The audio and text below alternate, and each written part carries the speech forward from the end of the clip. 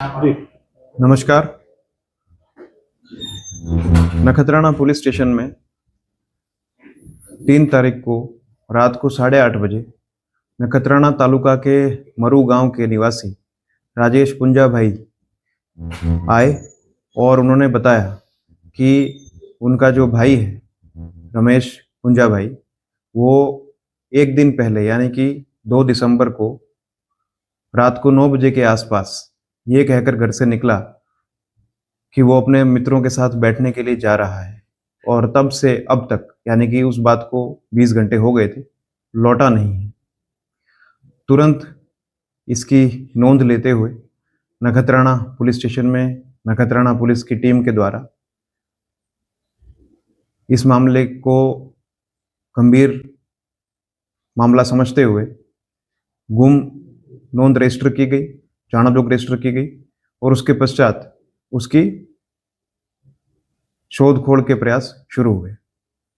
प्रयासों के दौरान गांव में जो रमेश पुंजा भाई है, जो गुम थनार व्यक्ति था, उसके मित्रों के साथ, अन्य लोगों के साथ संबंधों की तपास की गई। ह्यूमन सोर्सेस के थ्रू, ह्यूमन इंटेलिजेंस के थ्रू और टेक्निकल इंटेलिजेंस के थ्रू लगातार प्रयास किए गए, और लगातार प्रयास करने का परिणाम हमें प्राप्त हुआ।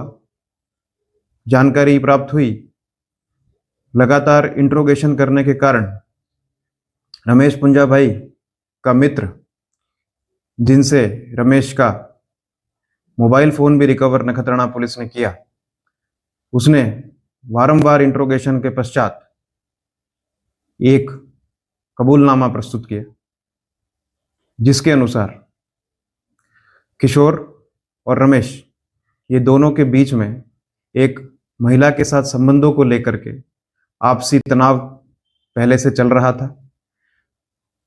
रमेश के एक महिला के साथ संबंध थे, इसकी जानकारी किशोर को प्राप्त हुई तो किशोर ने भी उस महिला के साथ संबंध रखने का प्रयास किया, और उस महिला ने किशोर को इंस्टाग्राम पर ब्लॉक कर दिया। इस बात का मन दुख रखते हुए रमेश और किशोर में झगड़ा हुआ कुछ दिन पहले, और उसमें बाद में आपस में बातचीत के द्वारा समाधान हुआ और दोनों साथ में फिर से मित्र के रूप में रहने लगे। लेकिन किशोर कहीं न कहीं इस बात से लगातार प्रभावित था, और उसने 2 तारीख को अपने कपास की जो फसल थी उसका बेचान करके रमेश को अपने खेत में भोजन के लिए आमंत्रित किया। आमंत्रण पाकर रमेश और किशोर दोनों मोटरसाइकिल पर रात को 9 बजे के आसपास किशोर की वाड़ी में जाने के लिए रवाना हुए, और रास्ते में उनको विनय उर्फे सुमित, जो मरुगाई निवासी है, वो भी उनका मित्र है, वो मिला, और उसको भी वो अपने साथ में वाड़ी पर ले गए। वाड़ी पर जाने के बाद में रमेश और किशोर में एक बार फिर से महिला को लेकर के बातचीत शुरू हुई, और आपस में झगड़ा बढ़ गया, जिसके चलते किशोर ने रमेश पर फावड़े से वारंवार वार करके उसकी वाड़ी में ही हत्या कर दी। हत्या के पश्चात जो हकीकत किशोर ने बताई वो इस प्रकार है कि उसने मर्डर के पश्चात सारे पुरावाओं को और डेड बॉडी पुलिस को ना मिले, इसके लिए कुछ प्रयास किए। उसने सबसे पहले तो कुल्हाड़ी और धारिया की मदद से रमेश के शरीर से उसका सर अलग किया, और उस सर को वाड़ी के ही 1 नंबर के बोरवेल में डाल दिया और उसके ऊपर पत्थर डाल दिया। इसके पश्चात रमेश के दोनों हाथ अलग किए और दोनों हाथों को दूसरे नंबर के बोरवेल में डाला, और रमेश की चप्पल को भी उस बोरवेल में डाल दिया। तीसरे नंबर के जो बोरवेल था उसमें उसने कुल्हाड़ी और धारिया को एक थैली में डाल करके उसमें डाल दिया, और उसमें भी उसने पत्थर डाल दिए। इसके पश्चात एक जूना कुआं जो गांव में था, उसमें भी उसने वहां जो माटी थी, जो वहां पे लोही लग गया था मर्डर के स्थान पर, उस लोहे मतलब जो खून था वहां पे, वो खून से भरी मिट्टी को एक बैग में डाल करके वो जूने कुएं में उस बैग के साथ उसको डाल दिया, ताकि पुलिस को भविष्य में पुरावा ना मिल सके।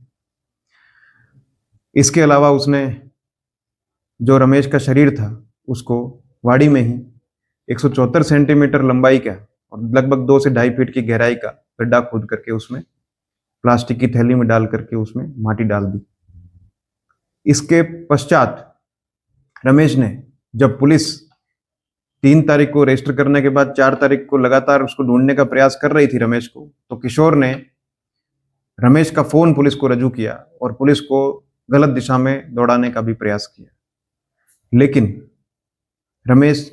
किशोर की ये इंट्रोगेशन के पश्चात जो डिटेल्स प्राप्त हुई, वो डिटेल्स के बाद में कल नखत्राणा पुलिस स्टेशन जो लोकेशंस किशोर ने बताई थी उसकी वाड़ी में गई और वहां पर जाकर के सभी बोरवेल से और ये प्लेस ऑफ ऑफेंस से रमेश का धड़ भी बरामद किया है। बोरवेल से हाथ, चप्पल, शरीर के अन्य अंग, सर के पार्ट्स भी बरामद करने में नखत्राणा पुलिस स्टेशन ने काम किया है और ये गंभीर मामला है। इसकी तपास भी इसी गंभीरता से नखत्राणा पुलिस स्टेशन की टीम द्वारा की जाएगी। लेकिन इस मौत को, ये किशोर के इस प्रयास को पूरी तरह से विफल करने में नखत्राणा पुलिस स्टेशन जो छुपाने का जो प्रयास था, उसमें नखत्राणा पुलिस स्टेशन की पूरी टीम का बहुत ही सराहनीय कदम रहा। एक गुम नोंद को इतना सीरियसली लेते हुए नखत्राणा पुलिस स्टेशन की पूरी टीम ने जिस तरह से कुछ ही दिनों में एक गंभीर प्रकार का जो एक मर्डर केस है उसको जिस तरह से डिटेक्ट किया है, इसके लिए पूरा का पूरा श्रेय नखत्राणा पुलिस स्टेशन की पीआई और उनकी पूरी टीम को जाता है। तो नखत्राणा पुलिस स्टेशन के हमारे जो टीम है जिन्होंने इस केस में रात दिन एक करके इसको डिटेक्ट किया है, उसमें नखत्राणा पुलिस स्टेशन के हाल ही में डीजीपी डिस्क से सम्मानित हमारे पीआई एम मकवाणा और उनके साथ में PSI RD Begadiya, MV Shamda, ASI Pinkraj Singh Solanki, Virendra Singh Jadeja, Jayanti bhai Majhi Rana, police head constable Dilip bhai Damor, Mohan bhai Ayar, Narendra Singh Soda, police constable Mukesh bhai Modi, कुंपा भाई चौधरी तथा दामजी भाई जयपार, ये सभी को इस डिटेक्शन का पूरा पूरा क्रेडिट जाता है। मामले की जांच जारी है।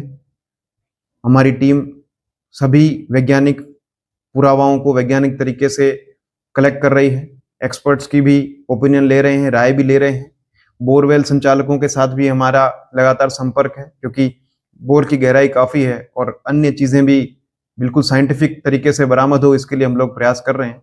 इन्वेस्टिगेशन अभी जारी है। नमस्कार। इसमें जो 2 बंदे उसके साथ में जुड़े थे, आपने बताया, इसमें एक व्यक्ति उसके साथ जुड़ा था किशोर का, उसका नाम है विनय उर्फे सुमित, वो भी इस क्राइम में शामिल है। और सर आरोपी को कैसे टिप्स मिली थी, कोई क्राइम शो देखा था, कैसे पूरी वारदात को अंजाम? ये आरोपी से अभी इंट्रोगेशन जारी है। अभी हाल ही में आरोपी से जो इंट्रोगेशन हुआ है उसमें हमारी प्रायोरिटी यही है कि आरोपी जो हकीकत बता रहा है उस प्लेस पर जाकर के हम वो चीजें पहले बरामद कर लें। डिटेल इंट्रोगेशन अभी हमारा उसका बाकी है, वो भी हम लोग करेंगे। तो सर वो बोरवेल में ऐसी घटनाएं को अंजाम घटनाएं बनती जा रही है, हाल ही में एक बनाव सामने है, और जो खेडूत मालिक हैं उनसे आप क्या अपील करेंगे? जैसा पिछले 1 साल का अनुभव है, उसमें बोरवेल में जाने की 2 घटनाएं बनी है। पहले एक लड़की की घटना बनी थी, उसकी उम्र भी बालिग थी वो, और अभी एक रिसेंटली एक लड़के की घटना बनी है बोरवेल में जाने की, वो भी दोनों बालिग है। दोनों ही बोरवेल पूरी तरह से ढके हुए थे और व्यक्ति ने सुसाइड करने के मकसद से वो बोरवेल को हटा करके उसमें जंप लगाया है। तो ये सुसाइड का